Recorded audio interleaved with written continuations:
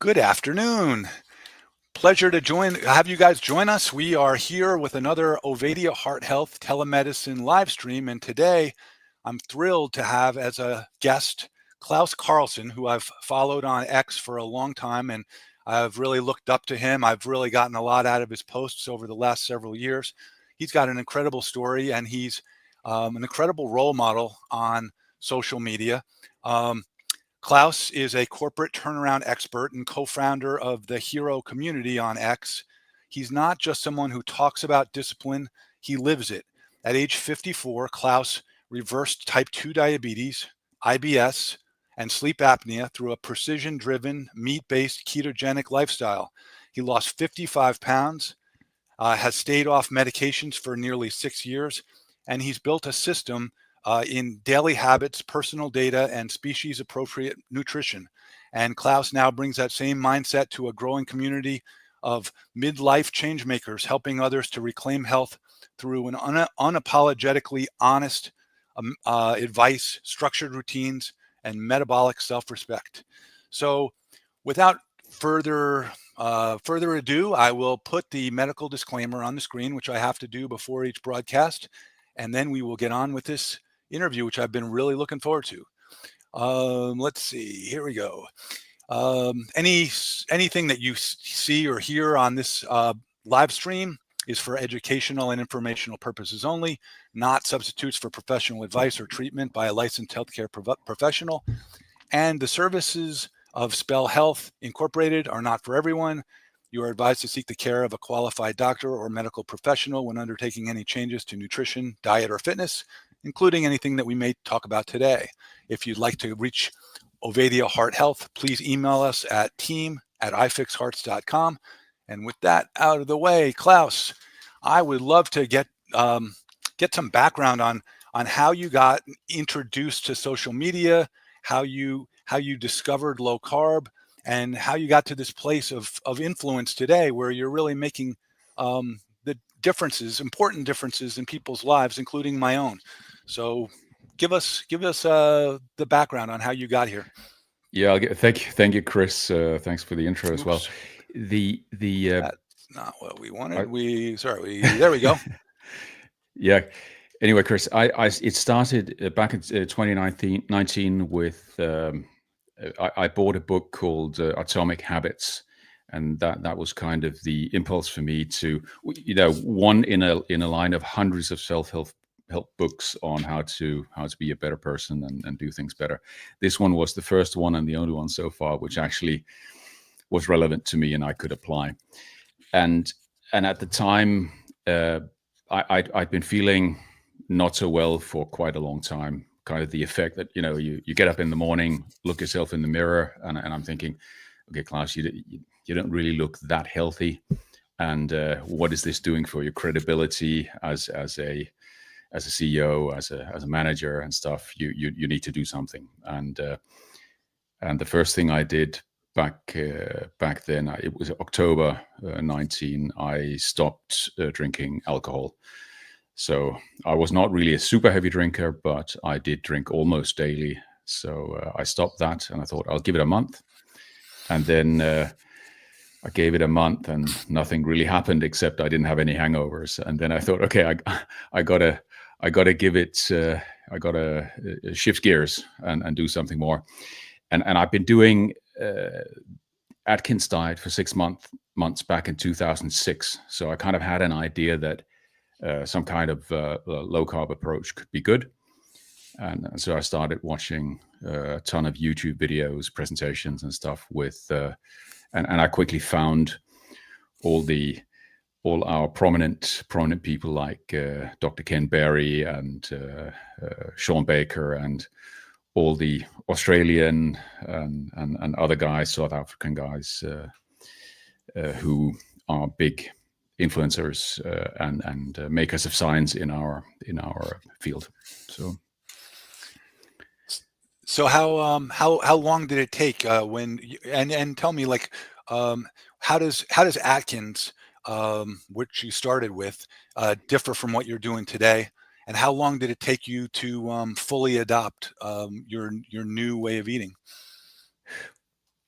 Well, It was pretty quick, probably because I've been doing Atkins before, and to me, at least the way I did Atkins, it's basically a ketogenic diet. So high fat, enough protein, and very low carbs. I think Atkins had the rule that it has to be under 20 grams or even under 10 grams of carbs per day. So, and that kind of was confirmed when I looked at various things. One of the things that came up was this so-called well-formulated ketogenic diet approach, and then I thought I'm going to try that, and so I started applying that in November. So about a month after I stopped drinking alcohol, on a Monday, I think it was Monday, the 18th of November, I no longer had any carbs. So I just had omelets and cabbage soup and kind of things. That was from what year, Claus? 2019. I took a lot of the recipes from the Diet Doctor website, which was quite big back then.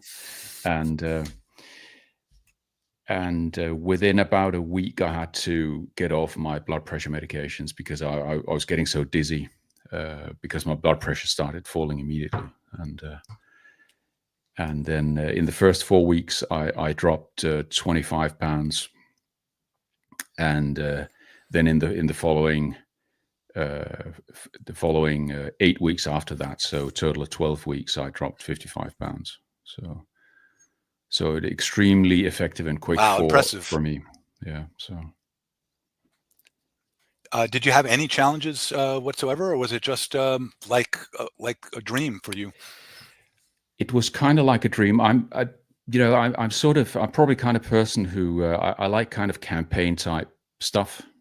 I don't know how else to put it, project orientated or campaign like stuff. So I'm very good at doing something highly disciplined for a relatively short period of time. I'm not very good at discipline over long periods of time, but 3 months or a few months is pretty easy. And so when I make the decision, I just follow the plan. I don't really think about it too much. So okay, yeah. So describe your way of eating a little bit. I mean, I think that there's people. We've already got over 200 people listening, and I know that number is going to climb. I think people that are listening to this, and the recording is also going to be available. I know people will listen to it after the fact. What does your diet look like on a day-to-day basis today? And also, if you've changed anything since those earlier days when you first got started. Yeah, these days I'm mostly I eat eggs and beef. So I'll have steak or I'll do something based on ground beef and eggs. That's probably, I'd say 90% of what I eat is that. Occasionally I have fish, occasionally I have chicken, occasionally I have some pork as well. And I do actually have an occasional vegetable as well. I'm not a big vegetable eater, but if it happens to kind of be in the cards, I'm not hysterical about it. So, and it doesn't do anything to my ketosis. So, but mostly very, very simple these days, super low effort and super high nutrition value foods. How much butter, tallow, or ghee, or anything else do you add to your foods? I mainly use butter just because it's convenient, and maybe just a short side comment. Because I'm a corporate restructuring type of guy, or maybe because of my personality, I'm a corporate restructuring kind of guy, and because of that, I like to simplify things and make them efficient and improve them to the point of being idiot proof. Mm-hmm. So I like very simple processes. And when I started out, I did a lot of kind of the keto recipes where you try to copy normal foods but in a low carb way. And the Diet Doctor website was excellent, an excellent source of recipes for that. But after a while, I did that for probably 15, 18 months, and I kind of got a little bit tired of the effort, and so it was kind of a gradual development that I just went for the more and more simple stuff. It's funny that you mentioned that. I kind of feel the same way. First of all, I liked your comment about making a diet idiot proof. There's certainly a lot of people that could use the benefit of such a plan. But with respect to making the food simpler, I did a lot of making chaffles and things like Yeah. that early on, and they're good. I'm not knocking them, except No. I have also gotten to the point where making the meals straightforward and simple is oftentimes the best way for me. And I enjoy my food, and if I go out to a restaurant, I certainly enjoy it. But a lot of times I'm thinking nutrition and fuel, and getting back to my work, and keeping it simple is a good way for me. I guess everybody's got to find their own way. Yes. What do you, from where you sit on social media? I know that you interact with a lot of people. You make a lot of really engaging and intelligent posts. What do you see as some of the challenges that a lot of other people face when trying to implement a carnivore or ketogenic diet? What are some of the things you've learned along the way that could help people overcome some of those challenges? Yeah, I think there's the fundamental challenge for all of us, certainly for me, but it looks like it's the same for many other people. Is what is the role of food in your life? And I think if you don't redefine the role of food in your life, you're going to have some issues sticking to something which is fundamentally a little bit boring diet, because it's not very entertaining to eat beef and eggs every day. And I'm not saying you have to eat beef and eggs every day. You can do ketogenic diet with vegetables, etc. You can make it complicated if you want, but the point is, if like me, one of the issues that you have is some level of gluttony, so non-hunger driven tendency to eat too much of all kinds of things. I think you need to have a fundamental look at your attitude towards food and the role of food in your life. I think that's probably the biggest one. What people talk about a lot are a lot of what I would call fine-tuning details. Do I have my fat percentage right? Do I eat too much or too little protein? And all, should I perhaps add fiber, or is fiber irrelevant? And these kind of things. I don't think that's the biggest problem people have. I think there are a lot of people who simply they just eat too much, even when they change their diet to something healthy.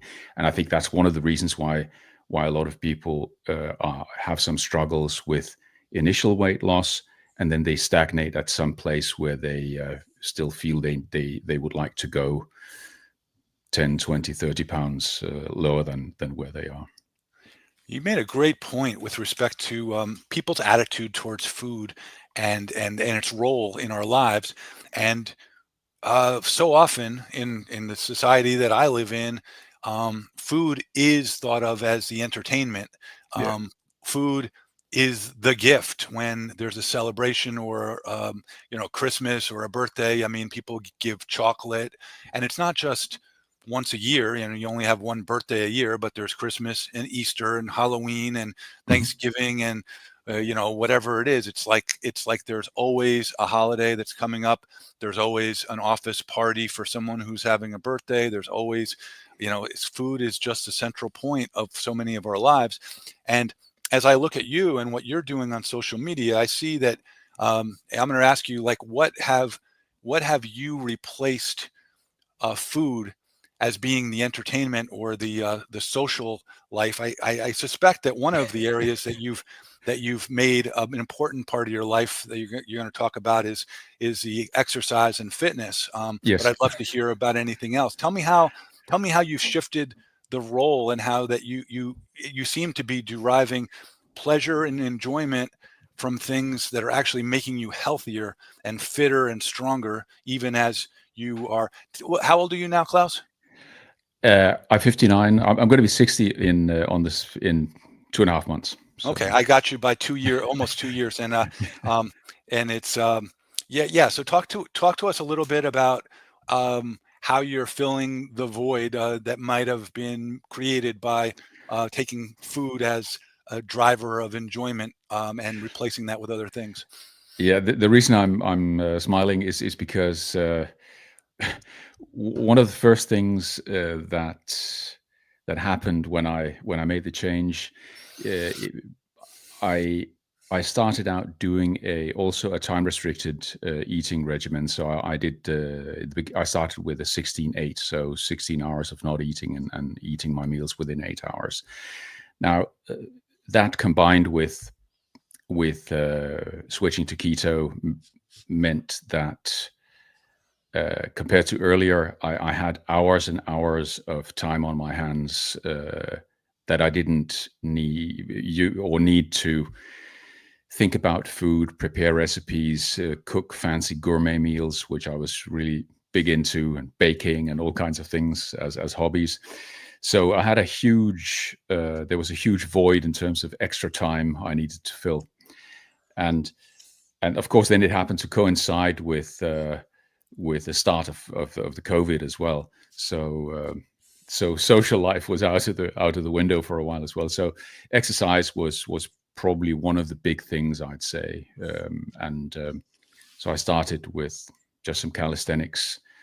So I looked up some YouTube videos again and found an American guy who looked extremely fit and had some very, very good instructional videos, and I just started doing that at home. And then book reading and YouTube video watching about low carb and ketogenic diets, of course, skyrocketed. So I did feel quite a good amount of time by watching backlogs of presentations from things like Low Carb Down Under and Low Carb USA, both of which have a huge library of absolutely excellent presentations. If anyone is interested in looking into the background and the basics, let's say the biology and the medical science behind these types of diets, I highly recommend going and watching those. Were there any particular individuals in either start off with in the fitness world that influenced you as you decided to make fitness a bigger part of your life as you are in your 50s and now approaching 60? Well, I'm kind of in a way, I operate on a pretty simple kind of, I have a very simple operation mode, I guess. I see somebody who I can relate to, and I think, okay, if he can do it, then I can probably do it too. And one of the guys, if we're talking about the kind of the physique, one of the guys I took as a target physique was Dennis Mangan, who is also very active on X, and I thought he's about 10 years older than me, and I thought, okay, if he looks like this, 10 years older than me, I have a chance. And that's PD Mangan for anybody. Yeah. I think if you're on X, you can find him pretty easily, and I think he just turned 70, so you're right on. And I think anybody in the that's interested in fitness and is beyond 50 for certain could learn a lot from him, and certainly a lot of younger guys could learn a lot from him as well. He's an amazing role model, and I think he has a successful health coaching business as well. So, but I mean, he lives he leads by example, and I happen to, he happens to be, at least when I look at photos, I haven't met him live, but looking at photos, he seems to be physiologically a little bit similar to me. So kind of basically a thin, slim guy who needs to do a lot of work to have any muscle at all. So Tell the 400 plus people that are listening now a little bit about your own personal transformation. Tell me where you were when you made some of these dietary changes, and how much progress, how much muscle did you build, how much did you expand your capabilities and your quality of life? Yes. Yeah. So when I started out, I was so I'm 5'11", and I basically if we take my high school weight was about 125 pounds. So I was really skinny skinny guy back in the day, and my top weight was about 200 pounds, which is really a lot for me. Mm, So and then I when I lost weight, so I lost first I lost 55 pounds, and then I lost a little bit more. So I think at the minimum I was around 140 141 pounds was my minimum weight back in 2020. And then I started building muscle on top of that. So I'm about 20 pounds, 22 pounds heavier than then. So that's been my kind of my weight development, and I've managed to substitute. So almost all of the weight I've gained has been muscle. So tell us a little bit about your resistance training and any other activity that you have incorporated into your life. Do you run? Do you walk a lot? What does your exercise program consist of? Yeah. So at the moment, and for the last few years, I do some exercises at home and when I'm on the road. So I have a kind of a body weight exercise program. It's not really a program, but something that I just do one or two things when I'm at home and go to the gym. So at the moment, I'm doing we're a few people doing a lot of push-ups. So at the moment, I do 350 push-ups a day, and Nice. then I do some rope jumping, and maybe some leg raises and some other stuff at home. And then I go to the gym 5 or 6 times a week, which I'm adjusting now down to a day less because I'm hitting some fatigue Okay. levels there. And I do, for those who are into fitness and want to look it up, the kind of program I do in the gym is orientated somewhat around what a guy called Mike Israetel, who is he's pretty big on YouTube. He's a professor at a college in New York. He's a physical education professor at a college, but he has some very good programs. And so I'm following one of his programs, which is in its most simple form. It's, you need to get 20 sets of everything for each muscle group, and then I've built a program around that. So do you have any advice for somebody? I work as a health coach within the Ovadia Heart Health telemedicine program, and I'm always talking to patients who many times are looking to, they might be in their 50s or 60s or sometimes 70s and beyond. But so many of them are looking for ways to sustainably integrate a plan into their life. Do you have any tips that that you would have for other people about making the program sustainable? Yes, you have to make it a habit, and I would highly recommend get one of the habit building books. Look into how to set up and build good habits and eliminate bad habits. That's absolutely key, because I think some people have a little bit more determination and they have a little bit more discipline, etc. But discipline can only take you so far. And basically, at least the way I look at it, you need your determination, discipline to keep you going until you've made a habit of it. And the more unpleasant it is, the thing that you want to do, probably the longer it takes before it becomes an ingrained habit. And And so what I tend to do is when I decide on something, I put it in my habit tracker, and then with an understanding that forming new habits, on average, it takes 66 days. But because of the stuff that I want to do is usually nasty and unpleasant, it usually takes longer. So I give it 90, 100, 200. I kind of say, okay, this might take the better part of a year until I get used to it. And then I sort of, in my head, I put it in the category of my goal is not necessarily to become super muscular, to become fit or whatever. I'm not to focus so much on the end goal. I'm just focused on what is it I need to do today. So my only goals are not long-term goals. My only goal is I need to go to the gym today. I need to do my push-ups today. Tomorrow, whatever. Today. That's great. And you mentioned Atomic Habits as one of the my favorite book. Yes, I've read that more than once, and I've also gotten quite a lot out of James Clear over the years. I subscribe to his newsletter and everything. Yeah, there are a couple of other books as well. There's one called Tiny Habits, and I think kind of maybe depending on what kind of how you're structured.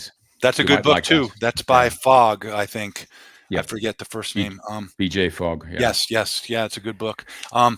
Yeah. So and I just a personal experience is that as you're building the habit, when you start to see the results, those results reinforce the habit, at least for me. So like you don't see the results maybe in the first 2 weeks of a habit.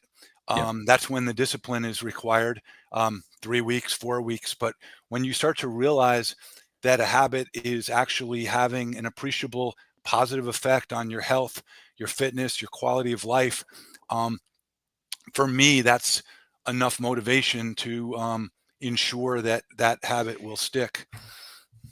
Absolutely. And I think maybe I think there's an important distinction, at least for my experience.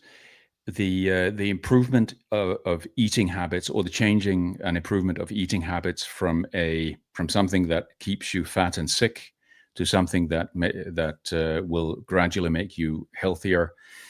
The effects of changing to a healing type of eating habit, which in our case is some version of a low carbohydrate diet. The results of that of that kind of change, those results are always very quick for 99% of people, if not completely instant. But many people have the same experience as me. If they're on medication, they really need to coordinate with their doctor, because if they have blood pressure medication and blood glucose medication, this needs to be adjusted very quickly within the first 2 weeks. Whereas I think when you're in your 50s and 60s, some of the gym habits, it may take a little bit longer before you have the visible results, but they will come eventually. But the biggest visible result is losing body fat. That's going to make, you can look, even if you don't go to the gym, you can look pretty ripped if you get slim. Now, have you found a need for or a benefit from any sort of accountability hacks or things? I know I have. I'm just curious, like as you're building your habits, do you have any little tricks that make it easier? And I know for me, just posting on social media does that for me. And it's not just the act of posting, but it's the responses that I get, the questions that are asked. Yes. It makes it so that I'm more deeply involved in the process. And the idea of walking away from that is almost, there's no chance. I'm fully immersed and involved every day. So that's a trick that I've learned, and I just was wondering about your perspective. No, absolutely, exactly the same. And I think you can. Well, first of all, both of us, we're on X and on social media with our actual names. We are real persons, and we want to be open, and we wish to be accountable, and we're used to being accountable for what we promise, and that's definitely a very powerful extra motivator. And I think some of the if you look at some of the stuff that I post, it's extremely repetitive and very boring. But the reason is accountability, but also it's a combination of accountability and also to kind of how should I say, to show that even if it's boring and repetitive, and just let's keep going, just let's do it. And we did it again today, and we keep going. Absolutely. And on social media, you never know who's watching your video for the first time, who's seeing your feed for the first time. You have this assumption that everyone sees every post, but that's definitely not the case. And and there's a lot of stuff out there. People have short attention spans. Yes. I've learned that I'll post the same basic video over and over again, and it's just to say, hey, I'm down in my basement at 11 o'clock tonight. I don't really want to do this on this given night because I'm tired and I'd rather be in bed right now, but I didn't do it this morning when I should have. I'm going to pay the price, and boom, check off the box. And it might not be a PR. It usually isn't, but you just do it. And then you get comments from people that, have been inspired a little bit here and there along the way. I wanted to ask you about your 100-day challenge. How many of these have you done? You've done some challenges on social media.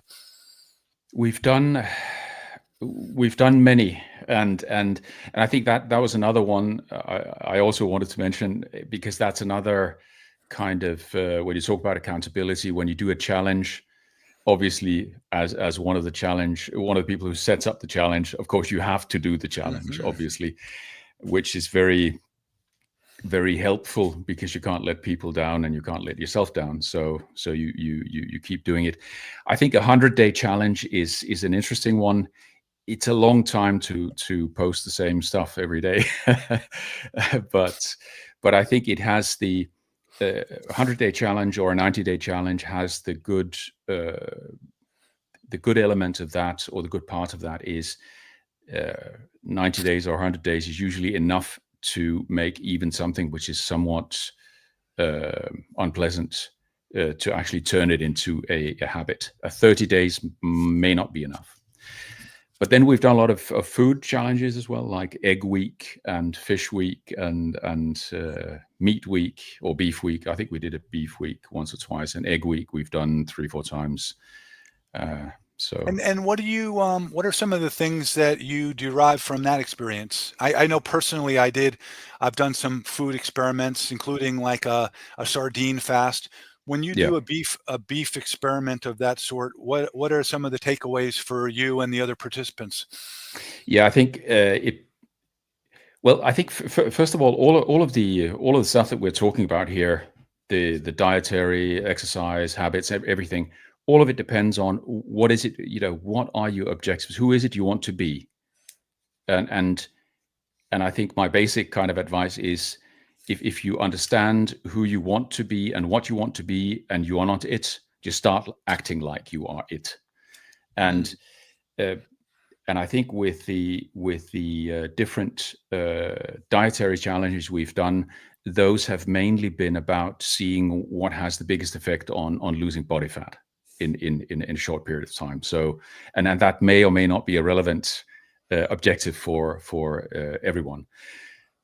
But the biggest surprise of all of these things was, and many of us have done a lot of fasting as well. But the biggest surprise is that eating eggs only for a week or even 5 days, everybody who sticks to it religiously lose more weight than by any other method, including fasting, including eating nothing, which was just very surprising. Because how can I kind of imagine that if I eat nothing at all, I'm definitely going to lose more weight than if I eat 15 or 14, whatever it was, eggs per day.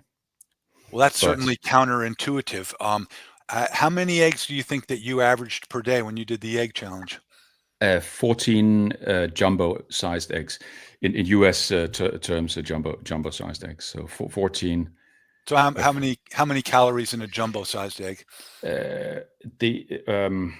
My calories, including butter, because I did it with this. I added some butter to get my fat ratio up to a ketogenic one. So I had, if I'm not completely wrong, I had about 1,400 calories per day. Okay. And, Yeah. and So, I, but you and I allowed, usually have 2,800 to 3,000. So, but during that egg period, you were allowing yourself to have as many as you wanted, and you just yes, arrived at 14. yes, So that's a great lesson, and I will vouch for that. I've never done only eggs, but absolutely when I've concentrated on eating mostly eggs, um, you can't help but lose body fat.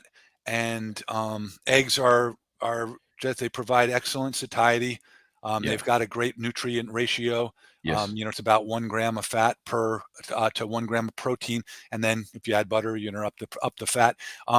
So that leads me to another question. I think a lot of people will be interested in your uh, what would you say your goal weight is right now, or your current weight, whatever? Like, what's your desired body weight? I I'm I'm around 160 pounds at the moment. And what is your daily average protein goal? And I don't really well. I had a protein goal of about a gram per pound, and I think I'm not. It's been a while since I've measured or looked at it very closely. To be honest, but it's pretty easy with eggs and beef to hit 170 grams of protein per day. So I usually have 2 meals, and I have I probably hit the 100 to 110 grams of protein in the first meal, and then the rest. So often I may be a little bit over the goal, and then sometimes under, but I'm mostly not measuring it. So I think that when you are up in that range, you kind of a lot of people don't have to measure it anymore. yeah, it's From peop enough. from Yeah. people that I talk to on a recurring basis, when I ask them just casually, like, how many grams of protein, a lot of times they're telling me their challenges with respect to weight loss and other Yes. things, muscle, maybe not building enough muscle. And I'll ask them how many grams of protein they eat in a day, and sometimes their eyes just kind of glaze over and they have no idea whatsoever. But other times, their first reaction is that they are probably getting enough. And then I say, well, would you mind just think back over the last day? And they start adding up the numbers. And sometimes, I mean, they're seriously, like, they're getting numbers like 65 and 75 grams per day. And it's a lever that you can definitely pull to change the entire outcome of what goes on with respect to hunger and cravings. So I was just curious to hear your number. So here we got a guy that's looking, his ideal body weight, a very fit, almost 60-year-old who is consuming somewhere in the 160 to 170 grams of carbs on a given day. Just a piece of information that some of the people listening could probably put to good use.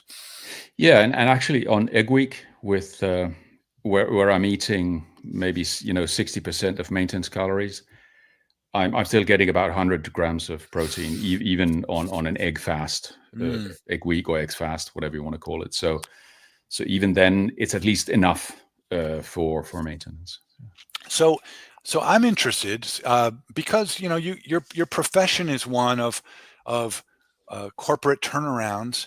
You have a certain way of thinking. I'd like to get your thoughts on the N=1 experimentation, um, the process that you've found to be successful for you, and maybe you've learned a couple of tricks along the way as to things that um, an average person who's looking to make some changes in their life, who isn't finding the answers in mainstream medical or nutrition communities. What are some of the things that you think a person can do that will help them figure out what's best for their individual needs? Well, I think first of all, you do need to. It's probably a good idea to try to understand who is it you want to be. And I don't mean this in a super philosophical or spiritual sense, but let's take my example here, and let's take Dennis Mangan and say, okay, I like to look like this guy. Okay, so what do I have to do? It doesn't matter if it's that, but as an example. So and then it means okay, obviously I need to lose some weight, I need to lose some body fat, and I need to whatever it is. So I think what influences me from my professional life into the approach that I take with diet, health, habits, and everything is that I'm extremely selective and careful with what objectives I set, because once I set the objective, there is no excuse. There is only reaching the goal, whatever the method that works.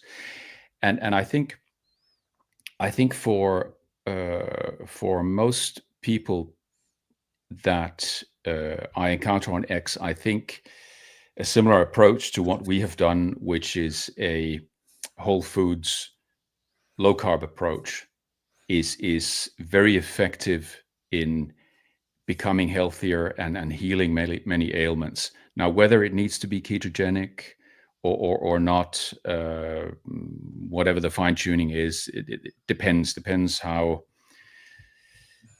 on your pathologies and your situation. But I think it's definitely possible to improve your health and heal a lot of illness by taking that approach. And the only thing you can do is you can do your research like I did, and I'm sure like you did as well, Chris. You do your research, listen to presentations, try and form an opinion, and then you can see, okay, this seems to be something that this makes sense to me. I'm going to try that. Then try it for 90 days, at least 90 days, to see if it works and how it works. And don't tinker, don't cheat, but keep at it. Because if you don't keep at it, and if you keep tinkering, you're never going to know if it works or not. So you need to give a little bit of time, and you need to do what that approach tells you to do. So let's say there's a lot of discussion lately online about what is carnivore and what is this and what is that. It seems even there's even confusion about what a ketogenic diet is, which is very well defined. Now, if you want to do a ketogenic diet, then do it. Don't lie to yourself. I don't care. You can lie to me. I don't care. But don't lie to yourself. Actually do it. Test it. And some people respond extremely well, like I do, to a high fat and very low carb diet. Other people have a much higher carbohydrate tolerance and deal with that better. And maybe you can too. But I think when you initially go into when you make the decision that enough is enough of this crappy life, with pain, with medications, with a negative perspective, when you get to that point, then do yourself the favor and do what's necessary to get the results. Don't think about how you can redefine something which highly likely works for you to be something that's more comfortable for you. Think about what your objective is and go for it. Sorry about the lecture. But, No, that's perfect. I wrote some really great points there. It's very common that people jump from thing to thing. It's like people want results and they want them fast, and sometimes they're not even paying attention to the fact that the results are coming. I was frequently will talk to someone. They'll tell me that the results aren't coming as fast as they want, and then I'll say, wait a second, let's talk about the results, and be like the person lost 7 pounds in the last month, and I look at my own record. I lost 80 pounds of fat back around 7 years ago, and not once during that time period did I lose more than 6 pounds in a month. So 7 pounds of weight loss, if it's fat loss, is a victory. Yes. No, just because it's not as fast as you were dreaming about. Um, you know, if you keep losing 7 pounds a month, you're going to be at your goal before you know it. I wanted to ask you before we use up all of our time is tell me a little bit about this community, the Hero community. I'm a member, and I'm in the community. I'd love to hear in your words what motivated you and what people will find there. Yeah, it's. I guess we were partly we were a little bit motivated by the by RFK Jr. and his "Make America Healthy Again," and then we thought, okay, let's do something which is not just for Americans, which is a little bit more international. So we came up with this health for every region and origin. So we include everybody who's willing to join us, and I think one of the objectives with it is that we build a community which is about getting healthy and heal yourself by using mainly by using food and maybe doing some exercise as well, but mainly by eating nutritious foods, but not limiting ourselves to saying that it has to be carnivore, it has to be ketogenic, or it has to, whatever. Either of those and maybe many others can be very effective. And so we didn't want to marry ourselves to a specific dietary approach. I think we are somewhat, of course, low carb in our thinking. Many of the people lately, the Hero community, which has been focused on the 100-day challenge of doing daily exercises, bodyweight exercises at home, but we're hoping that we'll expand the community and have good discussions about different kinds of dietary approaches and success stories and also lack of success stories, so that we can learn and become better. A place for support and information about how to get healthy and how to build good habits. I should mention that people can find you, Claus, on X. Your handle is Claus Carlsen 1. And I know that the link to the Hero community is right there in your bio, correct? Yes. So so if you are interested in following Claus, if you're not already doing so, Claus Carlsen 1, and he's a great follow, and the Hero community is a good resource. I was going to ask you also about the you've made some posts about this. What seems to be, I don't know if it's an organized push to try to get people to have more sugar in their diet. It's there's a sugar diet. There's people, saying that stressing the importance of honey, and I just it's really pervading the social media. The feed that I have, I see it all over the place. I wanted Yes. to get some of your thoughts on this sugar diet and any other aspects of this new push towards various foods with sugar. It's oftentimes coming from people that are like part carnivore or were carnivore. Just wondering Yes. what you're thinking about this.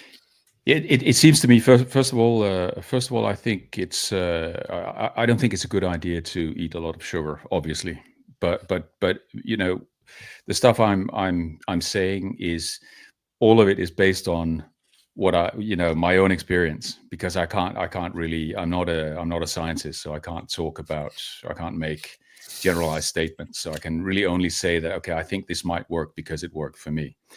But I think for people like me and many others in their 50s and older, who've had serious metabolic issues, including maybe insulin resistance or even type 2 diabetes and these kinds of things, I think it's extremely ill-advised to consume any sugar. I don't think it's going to, it's obviously not, if you have a little bit of sugar here and there, it's not going to be a problem unless you are a sweets or sugar addict. And then you want to avoid it.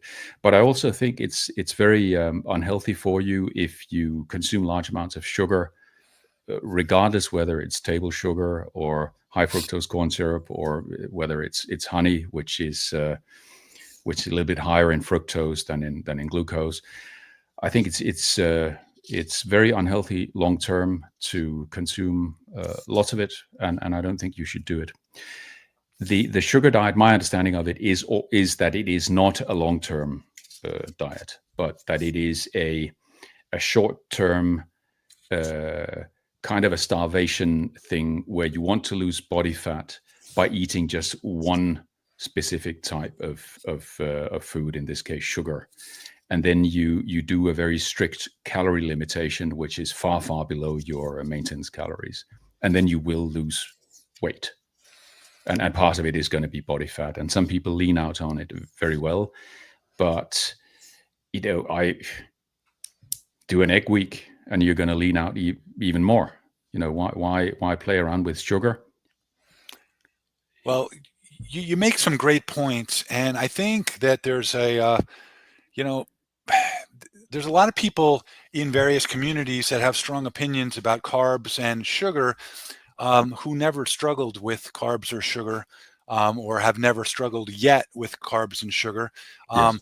And if you're a 30-year-old who was a Division I athlete, and your body is still lean and muscular, and you have 200 grams of sugar a day, or carbs a day, or more, 300. I hear people bragging about having 400 grams of sugar. Good for you. But as far as I'm concerned, putting that spoon into the jar of honey, it isn't all that different from having a candy bar in some respects. It is a slippery slope, and for Yes. someone that has struggles with sugar and refined carbs, it's very easy to lose your way. And if you're one of those people, and again, I'm one of them, it's not something that you want to mess around with. And I've found, we all experiment and learn about ourselves. I can have raspberries or blueberries in a small amount on my yogurt at the end of the night, and somehow it doesn't set me off. I do have some limit. I have a little bit of discipline around it, but if I start, the honey I just mentioned, I mean, if I put the spoon in the honey, I could eat spoonfuls of it, and it's not hard to go over the top when you have a tablespoon in your hand and an open jar of honey. So I agree with you on that, and I think that a lot of people maybe sort of messing around with something that they kind of know better. Yeah, Chris, I think, like you said, if you're 30 or even maybe 40, I mean, when I was 40, I no problem. I could eat a kilogram of pasta and drink a bottle of wine every day and not gain any weight. But after 42, something happened. For me, it was about 42, and I started gaining weight. And I think most of these guys seem to be somewhat younger, and they have the luxury of being able to do that. But for the rest of us, I mean, we know who we are, and for those of you who are listening, you know who you are. Let's not kid ourselves. I mean, the reason we're having these talks and we're trying to explore these things is because we're tired of the negative consequences of our bad decisions, or bad decisions which are not turns out not to be good for us long term. It's not a moral issue. So knowing that we have, oh wow, shoot, over 600 people listening in to this live stream, and I know that a lot of people, they're on social media. They may not interact a lot, but they're listening. They're trying to learn. If I know there's got to be some people in that group who are hoping to find a path to duplicate or emulate what you've already done, Claus. If you could tell someone who's like 40 or 45, 50, who wants to make those changes, you've already spoken about habits and the great book Yes. by James Clear, Atomic Habits. What would be like one thing you would tell someone like that who's trying to decide whether to make that first step, and maybe you could give them some advice on what they could do first to get themselves sort of jumping in the pool to being on the path to figuring this out? Yeah, well, I think it's a good idea if you're inclined to, if you like to get data and listen to background information. There is an enormous amount of information in terms of presentations on YouTube. There are great people to follow on X who are very happy to help, like Chris, who are happy to support and give you information. And there is a good number of doctors, so accredited professionals who are also in this space, who have lots of free material that they share online, whether it's ketogenic, low carb, or carnivore. I'm not promoting any of the specific ones. I think for me, the ketogenic is what works really well for me, and my ketogenic is mostly carnivore. But I think the central piece of advice I would say is, well, first of all, stop drinking alcohol, get rid of sugars, and then get informed and try it out. Try it out for I'm saying 90 days, but I think if you're around 40, you can probably, even if you try it out for a few weeks, you're going to see some major improvements in health if you cut out processed foods and focus on eating whole foods, and get your fats and protein up. So get rid of the processed foods and industrial oils, and focus on whole foods. I want to take this quick opportunity to just let people know about the Low Carb USA Symposium for Metabolic Health. That'll be August 14th to 17th. Dr. Ovadia has a special code, iFixHearts, which will get you 20% off your tickets, and 20% off your low carb meals, and 20% off your CME credits. And you can learn more about that at lowcarbusa.org. If you have any desire to talk with someone on the Ovadia Heart Health team, just go to ifixhearts.com and you can set up a free consultation with our metabolic health coordinator. And I definitely urge you to follow Claus Carlsen on X. That's Claus Carlsen 1 on X. Are you anywhere else, Claus, on social media where people can? Not really. Effectively, okay. Just on X. Okay, well, you're going to get videos, you're going to get challenges, you got the hero community. Is there anything else that you'd like to leave our more than 600 live stream viewers with, Claus, before we wrap this up? Actually, just one thing, because you mentioned Low Carb USA. Go on YouTube and look up Low Carb USA, and you're going to find a wealth of presentation and information on everything related to low carb, ketogenic, and healthy lifestyles. All the big names and all the people with the knowledge have presented there. So go and look on their website. Okay, well, I want to thank you, Claus, for coming on the program. You've given so much good advice. We're going to have this recording on the iFixHearts YouTube channel. I know that it will educate a lot of people and give them some ideas about how to start, how to keep going, and how to do their own N=1 experiment.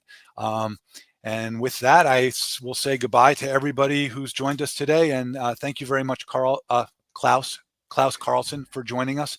Much appreciated. Thank you, Chris. Pleasure to have joined you here. All right. I'll see you on X.